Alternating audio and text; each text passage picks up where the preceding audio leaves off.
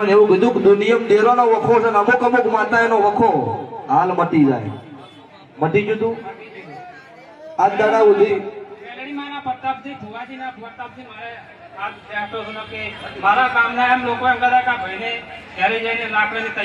સરપંચ ઉધી હંગાત હતા બરોબર. અને આ હા બોલો શું હતું કહો. આ છોકરાને બે નસો બ્લોક હતી નાકની. તો નાકમાંથી જે રસીને નીકળે એ ઓખોમથી નીકળે છે. ઓખો ખોલતી નથી.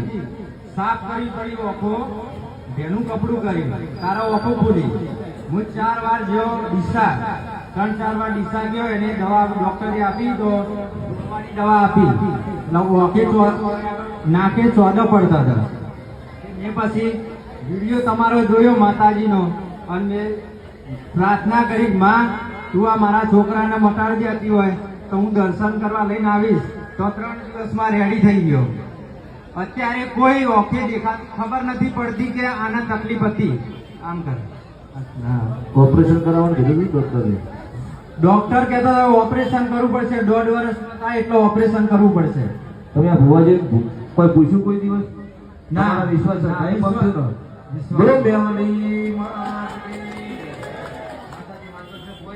મારા ઘરે કદાચ મારી વસ્તી આવી હોય અને મારા ઘરની કદાચ મારી માતાની આબરૂ લૂંટણી હોય, દુનિયાનું સતનું તોડતી હોય ના તોડતો તો હું માછી નુગરી માતા નો કહેવાય. સતનો પારખો ઠેઠથી થતા આવ્યા છે અને પારખો તમારો પૂરો ના પાડું મારું ઉગતા ભોનની મેલડીનું મારી વહાની માતાનું વેણ છે. હું પણ મારી ગોડી જગત પારખા લે અને મને ગરીબને પરવા નહીં. ખોમી સાદીએ ઘા કરી મારે તો મને કોઈ મરવાની પરવા નહીં મારી મેલડી. પણ મારા રાવળ દેવલી દીવાની અરે રે ચોખાશ પડે તો મારાથી રેવાતું નથી. ઘરમાં તન મઠમાં મુવી છે ને રેવાય મારી મેલડી. પૂરું પાડી છેડછી પાડતી આવી છે. મારું નવું છે નહીં. હું હાથોની માતા છું. હું વિશ્વાસ શ્રદ્ધાવાળાનું દેરું છું. છેડથી પૂરું પાડતી આવી છું તો આ એ પૂરું પાડીશ. હવે ભાઈ દુનિયામાં કળજુગમાં હું મેલડી છું.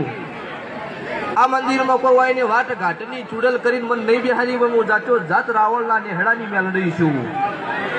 તો સતના ઓકડા ફિટ કરીને ગુજરાતમાં કદાચ મુને કાળું રાવણની મેલડી બેઠી છે. આવો ઇતિહાસ સતો સત ના લખું મારું મેલડીનું વેણ છે. જો ભાઈ આવું બનશે અને 100% બનશે. આ ભવાની વેળા કદાચ અત્યારે કેવી છે ભગવાન જાણે.